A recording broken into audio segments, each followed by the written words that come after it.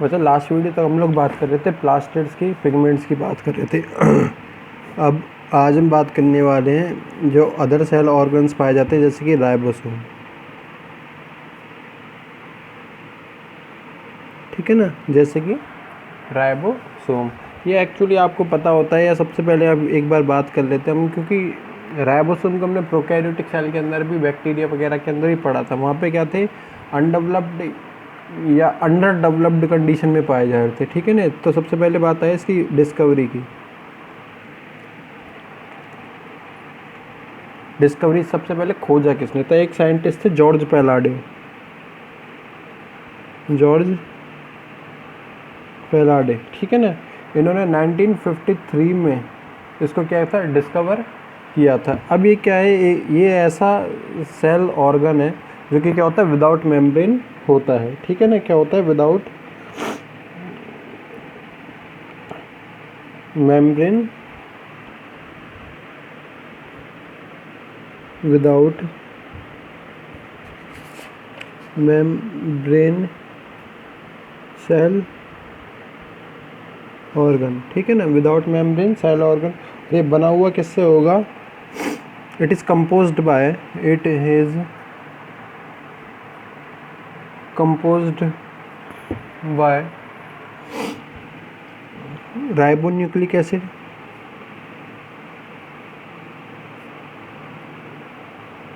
Plus protein. ठीक है ना। राइबोन्यूक्लिक एसिड को हम लोग क्या बोलते हैं, RNA भी बोला जाता है। अभी राइबोसोम को मैं लिख देता हूँ। इसके क्या होते हैं, हम लोग दो टाइप पढ़ते हैं मोस्टली। एक तो जो हमने बैक्टीरिया के अंदर पढ़ा था 70S टाइप, एक होता है 80S टाइप। ठीक है ना। S4 यहाँ पे लिख देता हूँ मैं, S equal to Svedberg unit. क्या होगा, स्वेटबर्ग यूनिट होता है S, क्योंकि जो इसकी यूनिट थी सबसे पहले समझाई थी एक स्वेटबर्ग नाम के एक साइंटिस्ट ने, तो इसीलिए हम लोग S लगाते हैं इसके पीछे। ये जो 70S राइबोसोम्स होते हैं, ये दो सब यूनिट से मिलकर बने होते हैं। वो होती है 50S और 30S। वो क्या होती है, 50S और 30S की क्या होती हैं, सब यूनिट्स होती हैं। और जो 80S राइबोसोम्स होते हैं, ये 60S और 40S सब यूनिट्स के क्या होते हैं, मिलकर बने हुए होते हैं। तो इसमें इनको बोल सकते हैं हम लोग prokaryotic ribosome, prokaryotic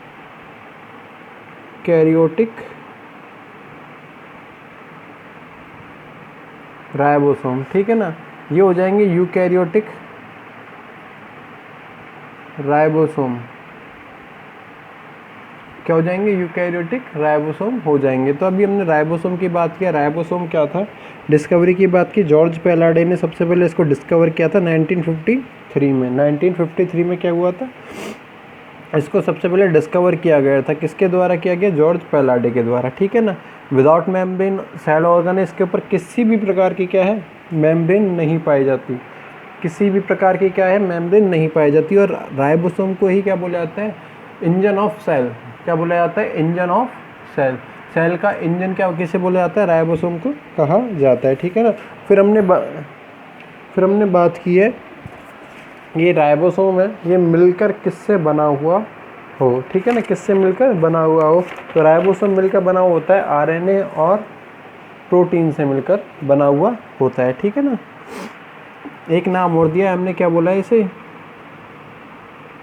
engine of cell. Cell का क्या होता है, इंजन होता है। ठीक है ना। और सबसे स्मॉलेस्ट सेल ऑर्गन है, सबसे ज़्यादा स्मॉलेस्ट सेल ऑर्गन होता है। इसको हमने दो टाइप में डिवाइड किया है यहाँ पे, 70S और 80S में। किसमें, 70S और 80S में।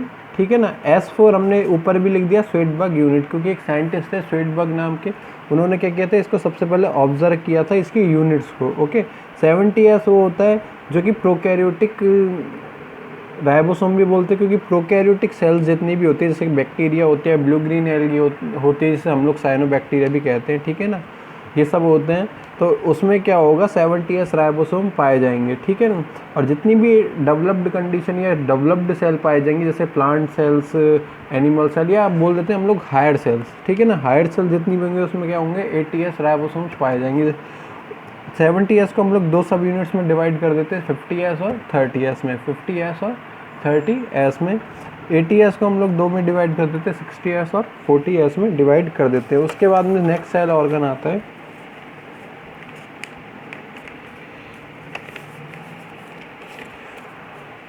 सीलिया और flagella, cilia and flagella, okay, cilia और फ्लैजिला। नेक्स्ट सेल ऑर्गन आता है सीलिया और फ्लैजिला की हमने पहले भी थोड़ी सी बात की थी। जैसे हम लोग इस प्रकार से यहाँ पे क्या बनाए थे, एक बैक्टीरिया बनाए थे। इसमें क्या बनाया था हमने, मूवमेंट के लिए क्या बनाया था, फ्लैजिला बनाया था। क्या बनाया था, फ्लैजिला बनाया था, जो कि आकार में क्या था, बड़ा था, शेप में थोड़ा सा लार्ज पाया जाता है। इसी प्रकार से हमने एक स्लीपर सेल बनाया था, इसे हमने बोला था पैरामीशियम, ठीक है ना। इसकी फुल सरफेस पे एक हेयर लाइक प्रोजेक्शंस बनाए थे, छोटे छोटे रोम के समान संरचनाएं बनाई थी, ठीक है ना, छोटे छोटे रोम के समान संरचनाएं बनाई थी। इन स्ट्रक्चर्स को हमने क्या बोला था, सीलिया बोला था। ये जो लार्ज संरचना है, ये लार्ज संरचना पाई जा रही है, ठीक है ना, इसे हमने बोला था फ्लैजिला। क्या बोला था, फ्लैजिला कहा था। ये संख्या में क्या थे, हमेशा नंबर में क्या थे, हमेशा कम थे। सीलिया क्या थे, नंबर में हमेशा ज़्यादा पाए जाते हैं, ठीक है ना। सीलिया हमेशा क्या पाए जाते हैं, ज़्यादा पाए जाते हैं। तो सीलिया और फ्लैजिला क्या कहलाएंगे, हेयर लाइक, बाल के समान, hair like outgrowth,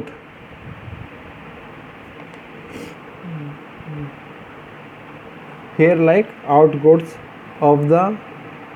of the cell membrane, ठीक है ना। सेल मेम्ब्रेन से जितने भी हेयर लाइक आउटग्रोथ निकले हुए हैं, इसको हमने सीलिया और फ्लैजिला में क्या किया है, ट्रांसलेट किया है, ठीक है ना। क्या किया है, ट्रांसलेट किया है। अगर मान लो इस एक सीलिया को मैंने यहाँ ले लिया इस प्रकार से, ठीक है ना, इसको काट रहा हूँ मैं, इसका जो टीएस होता है, ठीक है ना, इसका क्या होता है, इसका टीएस या सेक्शन काट रहे हैं। फ्लैजिला का हम लोग सेक्शन काटते हैं तो किस समान दिखेगा, लगभग हुए जैसे क्या पाया जाता है, साइकिल का पहिया पाया जाता है। इस प्रकार से क्या पाया जाता है, साइकिल का पहिया पाया जाता है। इस प्रकार से क्या होता है, दिखाई देता है,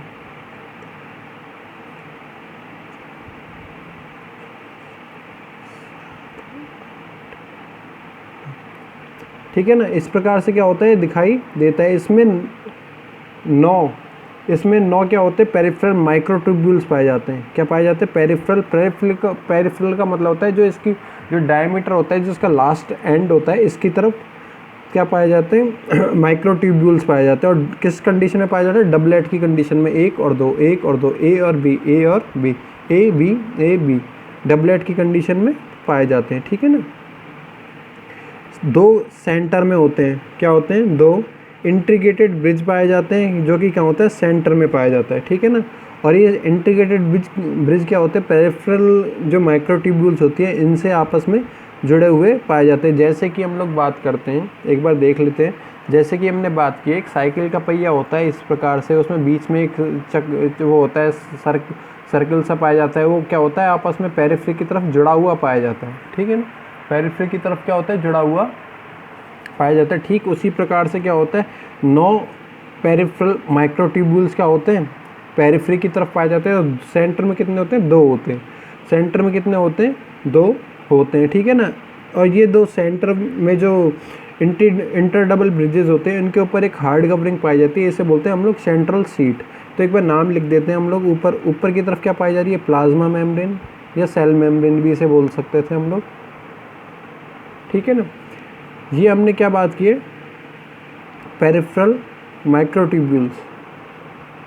पेरिफेरल इसलिए लगाया है क्योंकि ये क्या है, लास्ट एंड पे पेरिफेरल माइक्रोट्यूब्यूल्स, डबलेट्स, ठीक है ना। और बीच में क्या थे, सेंट्रल माइक्रोट्यूब्यूल,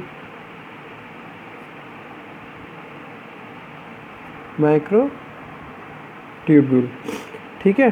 बीच में क्या है, सेंट्रल माइक्रोट्यूब्यूल। सेंट्रल माइक्रोट्यूब्यूल से पेरिफेरल माइक्रोट्यूब्यूल किसकी हेल्प से, इस रेडियल स्पोक की हेल्प से, रेडियल स्पोक की हेल्प से क्या हुए, आपस में जुड़े हुए पाए जा रहे हैं।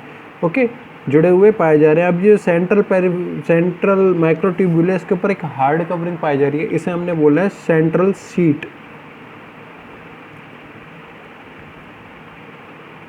क्या बोला है, सेंट्रल सीट बोला है। तो एक इसका डायग्राम हो जाता है 9+2 अरेंजमेंट,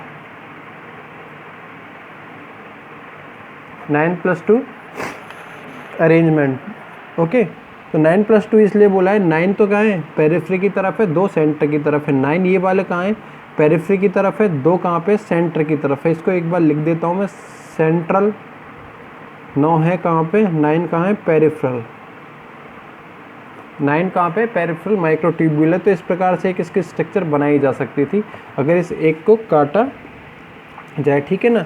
अब बात की जाए वापस से क्या, सीलिया और फ्लैजिला की, ये दोनों की स्ट्रक्चर सेम होती है, बस थोड़ा सा अंतर क्या हो जाता है, आकार में, मतलब साइज क्या हो जाता है इनका, कम और ज़्यादा हो सकता है। सीलिया क्या होता है, cilia are small structures, cilia are small structure, ठीक है, which is causing movement, ठीक है ना, which is causing movement। flagella are comparatively larger, comparatively longer and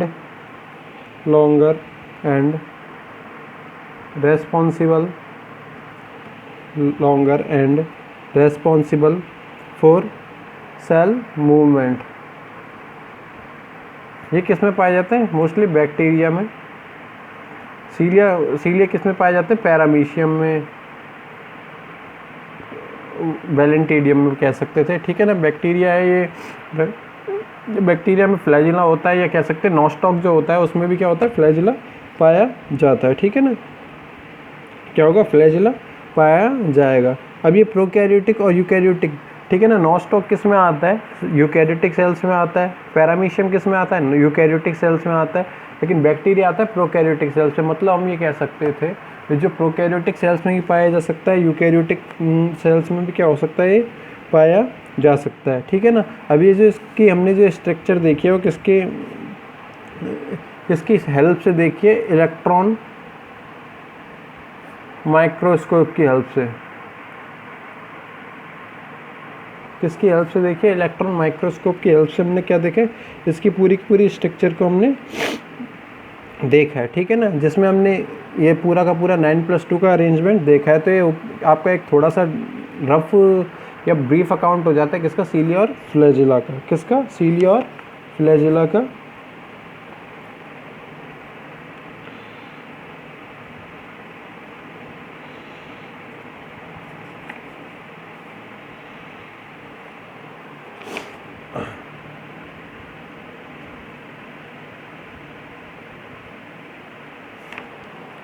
okay, फिर नेक्स्ट कंडीशन आती है किसकी, सेंट्रोसोम की। सेंट्रोसोम ये एक्चुअल में जब सेल डिवाइड करती है, मतलब सेल डिवीज़न में क्या करता है, cell help in cell division, cell division में क्या करता है, हेल्प करने का काम करता है। तो इसको एक बार देख लेते हैं क्या है ये क्या होता है, एक सिंपल और सिलेंड्रिकल फॉर्म में बना हुआ गोल क्या होता है, ये सेल ऑर्गन है, ठीक है ना। इसको हमने बोला सेंट्रियोल। ये क्या होता है, हमेशा जब भी सेल डिवीज़न होना होता है, मतलब एक सेल से क्या बनना होता है, 2 सेल्स का या 2 से ज़्यादा सेल्स का फॉर्मेशन होना होता है। तो ये कहाँ जाता है, पेरिफेरी की तरफ जाता है। कहाँ जाता है, पेरिफेरी की तरफ जाता है। और साथ में क्या करता है, एस्टर रेस का, छोटे छोटे तंतुओं या फाइबर्स का क्या करने का, फॉर्मेशन करने का काम छोटे छोटे फाइबर्स का, तंतुओं का फॉर्मेशन करने का काम करेगा। अभी जो फाइबर्स होते हैं इनका काम ये होता है, जो भी क्रोमोसोम्स होते हैं, ठीक है ना, जिनकी हेल्प से क्या होता है, सेल डिवीज़न होता है। क्रोमोसोम्स की हेल्प से क्या होता है, सेल डिवीज़न होता है।